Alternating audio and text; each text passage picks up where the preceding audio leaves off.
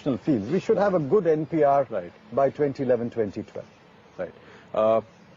So let me repeat. When that happens, then every citizen will have a photo ID? No, that is another stage. We have an NPR, which means the data of every citizen. Furqan के मारे जाने की खबर आई है। किसने गोली चलाई, किस तरफ से चलाई? दिल्ली पुलिस के एक जवान की जान चली गई है। जवान का नाम रतनलाल है। हेड कांस्टेबल रतनलाल के सिर पर चोट लगी थी। रतनलाल गोकुलपुरी एसीपी। मैं सीनियर सिटीजन हूँ। मैं तीर्थ यात्रा पे नहीं जाना चाहता। मैं गोवा के बीच पे जाना चाहता हूँ। मैं कश्मीर की वादियों में जाना चाहता हूँ। मैं मुंबई की नाइट लाइफ देखना चाहता हूँ। ये क्या बात हुई कि जो कोई सीनियर सिटीजन हुआ, 63 साल की उम्र जिसने पार करी, आपने ऐलान कर दिया कि अब आपके जाने के दिन आ गए हैं, जितने तीर्थ घूमने हैं घूम लो। और जैसे जैसे कोरोना के केसेस बढ़ते जा रहे हैं, हमारे प्रधान सेवक इस पूरे नैरेटिव से धीरे धीरे खुद को वापस ला रहे हैं। इसकी शुरुआत हुई थी जैसे कि प्रधान सेवक खुद एक सेनापति हों और पूरी एक सेना को आगे लीड कर रहे हो, leading from the front corona के खिलाफ जंग में, युद्ध में। जैसे ही प्रधान सेवक ने मतलब राष्ट्र के नाम संदेश देना बंद किया रात के 8 बजे वाला, वैसे ही उसके बाद ही मंत्री लोग आगे आने लगे, वो बोलने लगे, प्रेस ब्रीफिंग्स देने लगे, और ताकि प्रधानमंत्री की जो प्रधान सेवक की जो छवि है वो बची रहे। बहरहाल जो ये ऐसे ऐलान होते हैं कि 5 किलो चावल या गेहूं, 1 किलो चना, ऐसे ऐलान करने के लिए क्या मैं प्रधान सेवक खुद चाहिए? आज गूगल मैप है। अगर हम गूगल मैप से देखें कि आखिरकार वो बैरिकेडिंग कब हुई, कार कैसे पलटी, आज वो टेक्नोलॉजी उपलब्ध है। हम जितना डिले करेंगे, अगर हम 1 हफ्ता 10 दिन और डिले कर देंगे तो शायद गूगल मैप हमें नहीं मिलेगा उस दिन का ट्रेंड। नमस्कार दोस्तों, जय श्री राम। इस देश में गांधी नेहरू परिवार के लिए काम करते करते पत्रकारों के एक समूह की हालत यह हो गई है कि उनकी सोचने समझने की शक्ति खत्म सी हो गई है। आपको यकीन नहीं होगा कि ये अखिलेश यादव जो द क्विंट में अभी बातें कर रहा है, ये अखिलेश यादव ऑस्ट्रेलिया से पढ़ा लिखा एक इंजीनियर है, जिसको ये तक पता नहीं है बेसिक्स के गूगल मैप पे गाड़ियां कब पलटती हैं, इसका डिटेल नहीं मिलता है। परंतु विडंबना देखिए, उस पत्रकार का सीरियसनेस देखिए, ताकि इस देश के बाकी तबके को जो कम पढ़ा लिखा है, इसके कॉन्फिडेंस से पता चले नहीं अखिलेश यादव बहुत मुद्दे की बात कर रहे हैं। और ये द क्विंट के पत्रकार महोदय विकास दुबे और कानपुर पुलिस की जांच करते करते इतने व्यस्त हो गए कि वेस्ट बंगाल में बीजेपी का एक एमएलए मार दिया जाता है और वेस्ट बंगाल की पुलिस कहती है कि आत्महत्या। जरा आप लटकने के स्टाइल को देखिएगा, आपको पता चलेगा कि क्या संभव है एक आदमी खींच के अपने हाथों से अपनी आत्महत्या कर ले। परंतु यह पहली बार नहीं है। वेस्ट बंगाल में जय श्री राम के नारे लगाने पे भी एक आदमी की ऑलरेडी हत्या हो गई है, जिसको बाद में पुलिस ने कहा नहीं वो भी आत्महत्या था। यह छोटी बात है। जब वेस्ट बंगाल में एंटी सीए प्रोटेस्ट के नाम पे पूरे जो वेस्ट बंगाल में उत्पात हुआ और हमने देखा कि ट्रेन, बसें, सड़कें, सब कुछ किस तरह से दुकानें जलाई गई, लोगों को मारा गया, पीटा गया, जो सीए के नाम पे समर्थन कर रहे थे, और ये सब वेस्ट बंगाल में हमने खुलेआम देखा। मगर किसी पत्रकार, इस ग्रुप के पत्रकार ने इस पे पत्रकारिता नहीं की। हां, उल्टे एक पत्रकार महोदया पहुंच गई शाहीन बाग और उन्होंने कहा जब तक इस देश का एक तबका मुस्लिम नारों को एक्सेप्ट न कर ले तब तक हमें एंटी सीए प्रोटेस्ट में ये नारे नहीं लगाने चाहिए। अच्छा, तो नारे कौन से लगे थे एंटी सीए प्रोटेस्ट में? पहला नारा लगा था खिलाफत 2.0। खिलाफत आंदोलन भारत में, आजाद भारत 2020 में बात हो रही थी खिलाफत आंदोलन में। आप सब पता है, आप सबको पता है कि खिलाफत आंदोलन क्या था। दूसरा जो खतरनाक नारा लगा था, जिन्ना वाली आजादी। इस देश में जिन्ना वाली आजादी कब मिली थी आपको पता है? 1947 में, जब देश में लाखों हिंदुओं का गला काट दिया गया, लाखों हिंदू महिलाओं का रेप हुआ, और सिर्फ इस वजह से कि हमें इस्लाम के नाम पे 2 अलग भागों में हिंदुस्तान को बांटना था। पूर्वी पाकिस्तान, पश्चिमी पाकिस्तान बन गया। और यहां जो अवध से लेकर के वेस्ट बंगाल में जिन्होंने पाकिस्तान के लिए वोट किया, अपनी जमीन जायदाद के लालच में हिंदुस्तान नहीं छोड़ पाया, आज कहते हैं उठ के कि हमें बांग्लादेशी मुसलमान चाहिए, हमें रोहिंग्या चाहिए, मगर कश्मीर से आए हुए या पाकिस्तान से आए हुए दुखी हिंदू, दलित, शरणार्थी नहीं चाहिए। और इस पे पत्रकारिता नहीं होती है। इस पे उल्टा एक देश का परम सल्फेट पत्रकार रवीश कुमार आके 4 एपिसोड कर जाता है कि रोहिंग्या बहुत बुरे हालत में जीने को विवश हैं। रोहिंग्या, और यही पत्रकार जो ईमानदार और निष्पक्ष और मैग्सेसे अवार्डधारी हैं, खुलेआम एंटी सीए प्रोटेस्ट के नाम पे एंटी सीए प्रोटेस्ट पत्रकारिता कर रहे थे, तब निष्पक्षता भाड़ में चली गई थी। रुकिए जनाब, ये खत्म नहीं हुआ। दूसरा, कल एक और न्यूज आया, स्वामी पद्मनाभ टेम्पल।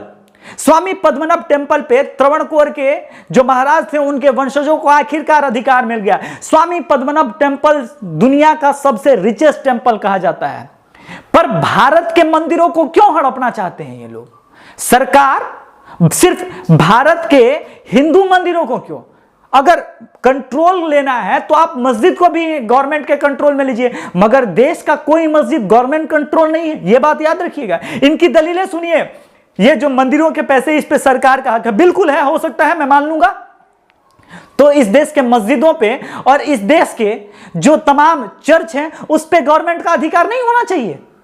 मगर जनाब यही दोगली पत्रकारिता की पराकाष्ठा हो गई है, और आपको हमको देखना होगा, सुनना होगा, समझना होगा, और इसी में से रास्ते निकालने होंगे, विकल्प तलाशने होंगे।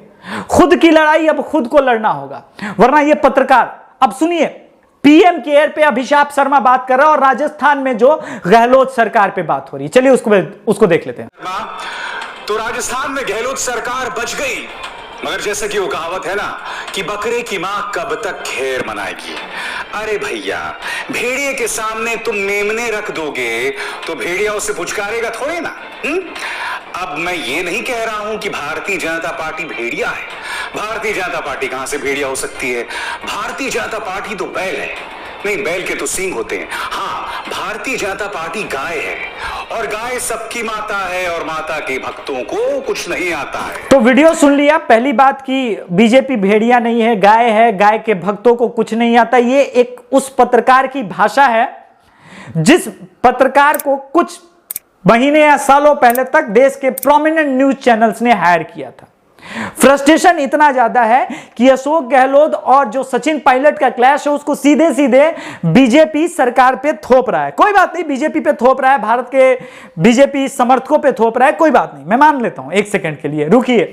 पीएम केयर पे सवाल उठा रहा है, मगर यही बंदा भूल जाता है जब प्रधानमंत्री राहत कोष की एक अध्यक्ष जो एक मेंबर है वो गांधी नेहरू परिवार से होगा, इस बात की गारंटी है, और उसके बिना कोई भी पैसा यहां वहां ट्रांसफर नहीं होगा। सुनिए, और प्रधानमंत्री राहत कोष का पैसा जब राजीव गांधी फाउंडेशन में चल जाता है जिसके मालिक प्रियंका वाड्रा, राहुल गांधी, सोनिया माइनो है, तो सवाल नहीं पूछा जाता।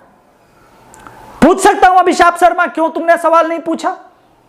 इस देश के बैंकों का पैसा राजीव गांधी फाउंडेशन में जा रहा है, तुमने पूछा ये कौन सा घोटाला है? सरकार से सवाल करना है, सरकार से सवाल। वेस्ट बंगाल में गिरती हुई जॉब ग्रोथ रेट देख लीजिए, भारत में सबसे खराब जॉब प्रोवाइड कर रही है, और जॉब के मामले में जो है ना सबसे खराब परफॉर्मेंस किसी स्टेट का है तो वेस्ट बंगाल से। एक सवाल तुमने आज तक किसी एपिसोड में पूछा ममता बनर्जी से? एक सवाल कि भाई क्यों दुर्दशा है आखिरकार नौकरी की वेस्ट बंगाल में? मगर बीजेपी सरकार से पूछेंगे, ऐसा लगता है कि जैसे वेस्ट बंगाल में मोदी ही सरकार चला रहा है। यह हालत सिर्फ बीजेपी सरकार और वेस्ट बंगाल सरकार के बीच की नहीं है, राजस्थान में भी यही हालात है, बिल्कुल डिट्टो, सेम टू सेम। मगर सवाल राजस्थान सरकार से ये नहीं पूछेंगे कि किसानों की दुर्दशा क्यों है और ये हालात क्यों है नौकरी के, क्योंकि राजस्थान में तो बीजेपी की सरकार है भाई।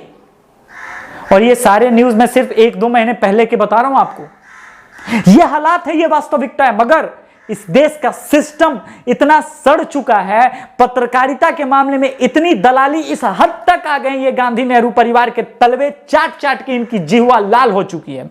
और इस लाल जिह्वा से गांधी नेहरू परिवार के खिलाफ ना तो ये सुनने को तैयार है, ना बात मानने को तैयार है। राहुल गांधी खुलेआम फेक न्यूज फैलाता है गलवान वैली पे, और उस फेक न्यूज का समर्थन सीधे सीधे इस देश का अभिषेक शर्मा हो, रवीश कुमार हो, तमाम लेफ्ट विंग मीडिया पोर्टल हो हाउस करती है। और इस देश के प्रधानमंत्री जब अगर कुछ बोले या फिर बीजेपी सरकार का कोई आदमी बोलेगा तो पता है क्या होगा? पत्रकारों को दबाया जा रहा है, डराया जा रहा है, सच की आवाज दबाई जा रही है। फासिस्ट है ये सरकार। फासिस्ट पता है किसको कहते हैं? जब बाबा रामदेव रामलीला मैदान में अहिंसक आंदोलन कर रहे थे और उनको रातों रात पिटवा दिया गया था, वो गांधी नेहरू परिवार फासिस्ट था। वो उसको कहते हैं फासिज्म। फासिज्म किसको कहते हैं पता है? केरल में 1000 से ज्यादा जब स्वयंसेवक मार दिए जाते हैं और आपके मुंह पे चुप्पी साध लेते हैं आप, उसको फासिज्म बोलते हैं। फासिज्म की पता है किसको? एक मुस्लिम लेडी हिंदू महिला का नाम रख के 30 किलो गोल्ड स्मगल करती है और वो मुख्यमंत्री की लाडली होती है और उस पर आप कोई न्यूज डिबेट नहीं करते हैं, चुप्पी साध लेते हैं, उसको कहते हैं फासिज्म। ये पता है क्या है? पत्रकारिता का फासिज्म है। तुम लोग दरअसल फासिस्ट किस्म के पत्रकार हो। तुम्हारा एजेंडा चलेगा देश में, तुम्हारी बात होगी, और कोई अगर कुछ बात करेगा बोलेगा तो उसको कहेंगे कि भाई तुम फासिस्ट हो, इंटॉलरेंट हो, तुम हिंदू हो, तुम फल्ला हो, ढिमका हो। हद होती है दोगलेपन की। इस हद तक दोगलापन मैंने कभी सपने में नहीं सोचा था कि भारत में देखूंगा। पर अच्छा है ये मोदी सरकार आई है तो पता चला है कि इन दोगले पत्रकारों का असली चेहरा कुछ और है, इनका प्रोपेगेंडा कुछ और है। एक विनोद बद्दुआ है जिसको 60 साल की उम्र में तीर्थ यात्रा, तुमको नहीं करना मत करो ना भाई, तुमको तीर्थ यात्रा नहीं करना मत करो। पर इस देश का हिंदू समाज आज भी मुफ्त का खाना नहीं तोड़ता, मुफ्त की रोटियां नहीं तोड़ता। जब तुम 60 साल के एक्चुअली में थे और तुम घूम फिर रहे थे और पत्रकारिता के नाम पे ठूस रहे थे पूरे देश भर में घूम घूम के फ्री में, तब तुम्हें न तो 2G दिखा, न कोल स्कैम दिखा, और ना ही कांग्रेस के आदर्श घोटाले दिखे जो कि पूरा का पूरा कारगिल जवानों के लिए निर्मित था। सोचिए, आदर्श सोसाइटी और कारगिल जवान जो शहीद हुए थे उनकी विधवाओं के लिए था। तुमने उसका घर खा लिया, उसके खिलाफ तुम्हारी मुंह से आवाज ना निकली, उस वक्त तो तुम खाना खा रहे थे। अब योगी सरकार अगर देश के हिंदुओं को भेज ही रही है, जो जाना चाहेगा उसी को तो भेजेगी ना, तुमको जबरदस्ती कोई तीर्थ यात्रा पे नहीं भेज रहा है। पर यह है दरअसल हिंदुओं के प्रति इनकी नफरत मानसिकता इतनी खराब हो गई है। इस देश में जब कॉमेडियन हिंदू समाज को, हिंदू धर्म को गाली देता है तो इनके मुंह से चू नहीं निकलती, साले सल्फेट जी करता है चप्पल खींच के हवा में मारूं, क्योंकि क्रोध कहीं ना कहीं तो निकलेगा मेरा। मैं अहिंसक आदमी हूं, तुम्हारे मुंह पे भी चप्पल मार सकता था, पर क्या करूं, अहिंसक आदमी हूं, इसलिए चप्पल को हवा में उछाल के ही क्रोध निकाल लूंगा।